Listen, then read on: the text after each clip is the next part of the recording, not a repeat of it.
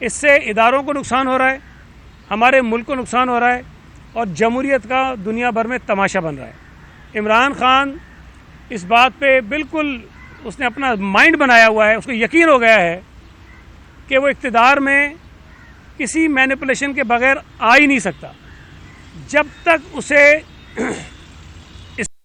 کا جو غیر آئینی کردار ہے کہ وہ انتخابات میں دھاندلی کروائیں، وہ اس کو جتوائیں،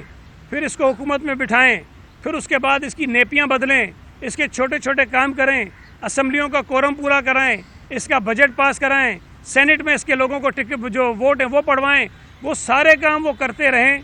تبھی عمران خان کسی طرح حکومت میں آ سکتا ہے اور چل سکتا ہے۔ لیکن اگر کسی موقع پر فوج نے، اسٹیبلشمنٹ نے یہ اظہار کر لیا اپنا کھل کے اور یہ طے کر لیا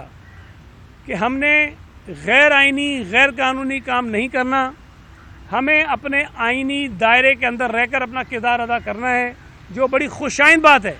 تو عمران خان کی نیندیں حرام ہو گئی ہیں اور عمران خان کی زندگی عذاب بن گئی ہے کہ اب میرا ہوگا کیا۔